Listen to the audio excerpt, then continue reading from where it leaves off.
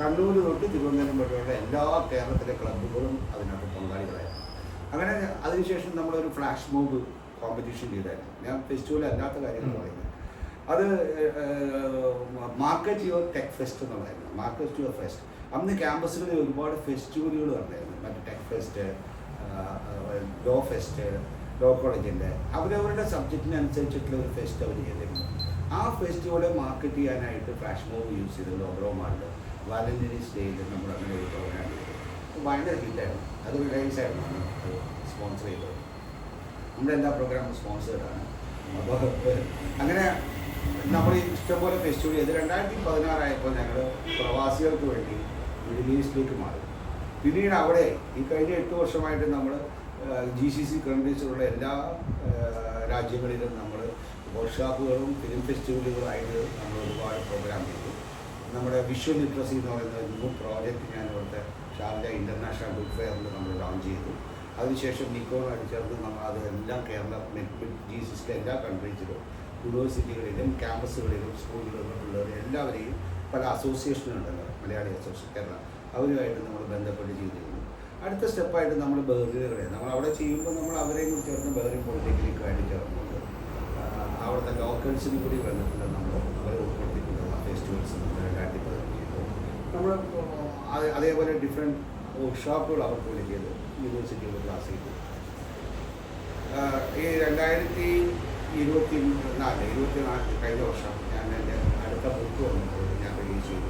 അത് artificial intelligence and the future of cinema next system. അപ്പോൾ ഞങ്ങളുടെ കയ്യിൽ വന്നിട്ടുള്ളതിനകത്തേക്ക് വിഷ്വൽ ലിറ്ററസി എന്ന് പറയുന്ന ഒരു കോൺസെപ്റ്റ് ഉണ്ട്.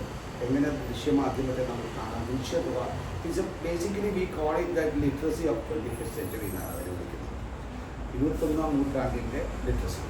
കാരണം നമ്മൾ ഇമേജിലൂടെയാണ് എല്ലാം കമ്മ്യൂണിക്കേറ്റ് ചെയ്യുന്നത്. When you go out, okay, ഒരു പോസ്റ്ററായാലും ശരി, അല്ലെങ്കിൽ ഒരു അഡ്വർടൈസ്മെൻറ്റ് നിങ്ങളോട് സംസാരിക്കുക, സംവാദം ചെയ്യുക, ഇറ്റ് ആക്ച്വലി ഓൾ അഡ്വർടൈസ്മെൻറ്റ് അല്ലെങ്കിൽ ഓൾ ഇമേജസ് ആക്ച്വലി കമ്മ്യൂണിക്കേറ്റ് ചെയ്യും without you knowing. Actually it can actually നിങ്ങളെ വന്നിട്ടുള്ളതിനകത്തേക്ക് ഗൈഡ് ചെയ്യുകയോ അല്ലെങ്കിൽ നിങ്ങളെ ഇൻഫ്ലുവൻസോ ചെയ്യാൻ സാധിക്കും. നിങ്ങളൊരു ഇമേജ് കാണുമ്പോൾ ചിലപ്പോൾ വിശ്വസിക്കുക ഒരുപാട്. അതുകൊണ്ടാണ് അതിനെ പറ്റിക്കുന്ന ഒരുപാട് മോർഫിംഗ്, അതായത് ബേസിക് എത്തിക്സ് വരും.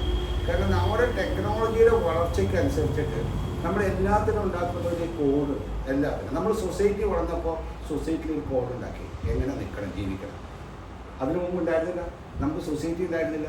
അപ്പോൾ ഒരു കോഡ് ഉണ്ടാക്കി ഒരു സൊസൈറ്റിയിൽ എങ്ങനെ വേണം, നിയമങ്ങൾ വന്നു, ഒരു സൊസൈറ്റിയിൽ എങ്ങനെ ജീവിക്കണം എന്നാണ്. അതുപോലെ തന്നെ നമ്മുടെ വളർച്ച ടെക്നോളജി വളർന്നപ്പോൾ അതിലുണ്ടാക്കിയിരിക്കുന്ന ഒരു കോഡ് ശക്തമാക്കേണ്ടിയിരിക്കുന്നു. ശരിക്കും അവിടെയാണ് നമുക്കുണ്ടാകുന്ന ഏറ്റവും വലിയൊരു പ്രോബ്ലം നമ്മളിപ്പോൾ ഫേസ് ചെയ്യുന്നത്. അപ്പോൾ പലരും വന്നിട്ടുള്ളത് അത് നമ്മളവരെ കുറ്റവാളികളായിട്ട് കാണുന്നതിനേക്കാളും ഉപരി വന്നത് ചിലർ പറ്റിക്കാൻ ഉപയോഗിക്കുന്നത്. ഇപ്പോൾ സൈബർ ക്രൈംസ് ഇഷ്ടം പോലെ ഉണ്ടാവും. അതിൻ്റെ കാരണം ആ ഒരു ന്യൂ ടെക്നോളജിയിൽ വന്നിട്ട് അതെല്ലാം സംബന്ധിച്ചുകൊണ്ട് ഈ പറയുന്ന വന്നിട്ടുള്ള ബേസിക് ആയിട്ടുള്ളത് അത് അവരുടെ ഒരു ബേസിക് തിങ്കിങ് അങ്ങനെയാണ്. അപ്പോൾ അവരെ നമ്മൾ ശക്തമായിട്ട് എതിർക്കാനായിട്ട് ഒരു നിയമത്തിൻ്റെ രീതികളും അതിൻ്റെ ബേസിക് എത്തിക്സും ഉണ്ട്. അപ്പോൾ അതിനനുസരിച്ചിട്ടാണ് ഞാനിപ്പോൾ ഈ artificial intelligence it's the most important and അത് റൂൾ ചെയ്യാൻ പോകും. ബട്ട് അതിനകത്ത് ബേസിക് എത്തിക്സുകൾ ആവശ്യമാണ്. അപ്പോൾ അതിനോട് ചേർന്നാണ് ഞാനിപ്പോൾ ഈ കഴിഞ്ഞ 2024 artificial intelligence and the future of cinema എന്നുള്ള അതിൽ ബേസിക് എത്തിക്സ് എല്ലാം പറയുന്നുണ്ട്. അതിൽ ഹിസ്റ്ററി, നമ്മുടെ മിത്തുകളിൽ എന്ന് തൊട്ട് ആർട്ടിഫിഷ്യൽ ഇൻ്റലിജൻസിനെ കുറിച്ച് സംസാരിച്ചു എന്നുള്ളത് ഞാൻ ആ പുസ്തകം അവിടെ ഉണ്ട്. ഞാൻ വേണമെങ്കിൽ അത് എവിടെ ഞാൻ കാണിച്ചിട്ട് പറയട്ടെ. Okay, so this book is actually വന്നിട്ട് ഇതാണ് അതിൻ്റെ ഒരു ബുക്കായിട്ട് നിൽക്കുന്നത്. ഇത് ഷാർജ ഇൻ്റർനാഷണൽ ബുക്ക് ഫെയറിലാണ് നമ്മൾ റിലീസ് ചെയ്തിരുന്നത്. നമ്മുടെ ഈ പ്രോജക്റ്റ് ഇപ്പോൾ നമ്മൾ ചെയ്യാൻ പോകുന്ന 20ാം വർഷത്തോട് ചേർന്നിട്ട് നമ്മൾ തീരുമാനിച്ച അടുത്ത പ്രോജക്റ്റ്. അപ്പോൾ ഇതുവരെ നമ്മൾ ചെയ്യുന്നത് ഷോർട്ട് ഫിലിം ഫെസ്റ്റിവൽ ഉണ്ടാക്കിയിരുന്ന പ്ലാറ്റ്ഫോമിൽ നിന്ന് നമ്മൾ അതിനെ മാറി ഒരു പുതിയ കലാകാരന്മാർക്ക് ഒരു പ്ലാറ്റ്ഫോം ഉണ്ടാക്കുന്നതിൽ നിന്ന് നമ്മൾ അതിൻ്റെ സോഷ്യൽ കമ്മിറ്റ്മെൻറ്റിലേക്ക് നമ്മൾ പല കാര്യങ്ങളും ചെയ്തു വന്നു. ഈ 10ാമത്തെ വർഷമായപ്പോൾ നമ്മൾ അത് ഒരു പ്രയോജനം ഉണ്ടാവില്ല. അപ്പോൾ ഇതിനകത്ത് ഇന്ന് ബേസ് ചെയ്തൊരു കാര്യം എന്ന് പറയുന്നതിന് നമ്മൾ ചെയ്യേണ്ടതിനകത്ത് ഒരു കാര്യം, ഒരു കൂട്ടായ പ്രവർത്തനം നമുക്കിവിടെ ആവശ്യമായിട്ട് വന്നു. അങ്ങനെ എല്ലാ നമ്മുടെ ഈ സിനിമയിലുള്ള എല്ലാ സംഘടനകളെയും അടുത്ത് നമ്മൾ ഒരുമിച്ച് കൂട്ടിയിട്ടുണ്ട്. അപ്പോൾ അതിനൊരു കോമൺ കോസ് ഞാൻ ആദ്യം വെച്ച് ഞാൻ പ്രതിദാനം ചെയ്യുന്ന അമ്മ എന്ന സംഘടനയില്ലേ, എൻ്റെ സഹപ്രവർത്തകരിൽ ഒരുപാട് പേര് എന്നോട് പലപ്പോഴും ഞാൻ ഈ ഷോർട്ട് ഫിലിമുകൾ എടുക്കുമ്പോഴും മറ്റുള്ളവരും ചെയ്യുമ്പോഴും അവരുടെ പ്രയാസങ്ങൾ പറയാം. അപ്പോൾ അതിന് വേണ്ടിയിട്ട് ഞങ്ങളൊരു സിനിമ എടുക്കുന്നതിനെ മോഹൻലാലുമായിട്ട് ആലോചിച്ചു. മോഹൻലാൽ പറഞ്ഞു നമുക്കത് ചെയ്യേണ്ടത് ആവശ്യമാണ്. അതിൻ്റെ ആവശ്യത്തെക്കുറിച്ച് അദ്ദേഹം വളരെ പറയുകയാണ്. അപ്പോൾ അതിന് നമ്മളൊരു വഴി ഉണ്ടാക്കണം. അത് എന്ന് വന്നിട്ട് അത് എങ്ങനെ ചെയ്യാമെന്നുള്ളതിനെ കുറിച്ചിട്ടുള്ള എന്ന് എല്ലാവർക്കും ഒരു ആലോചനയുണ്ട്. കാരണം ഒരു 500 പേരിൽ ഒരു 400 പേർക്കോളം വന്ന് ജോലിയില്ല. കൂടുതൽ വന്നിട്ട് അവസരങ്ങൾ മാറുന്നു. പുതിയ പുതിയ ആൾക്കാർ വരുമ്പോൾ ഇവർ വന്നിട്ട് അറിയപ്പെടാതെ പോകുന്നു. അപ്പോൾ അതെന്നേരാണ് ഇതിന് നമ്മൾ അതിനു വേണ്ടി മാറ്റാം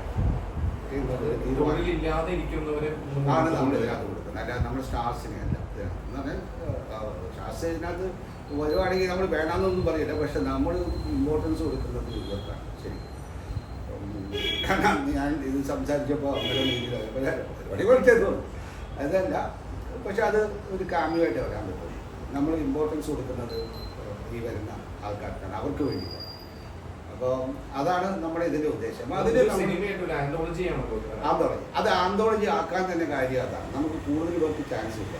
കൂടുതൽ പേർക്ക് വന്നിട്ട് സ്പേസ് ഉണ്ടാക്കണമെങ്കിൽ ഒറ്റ സിനിമ നീട്ടത്തിൽ ഒരു സ്റ്റോറീനെ എടുക്കുമ്പോഴത്തേക്കും നമുക്ക് വളരെ കുറച്ച് ആൾക്കാരെ നമുക്ക് ഉൾപ്പെടുത്താൻ പറ്റുള്ളൂ.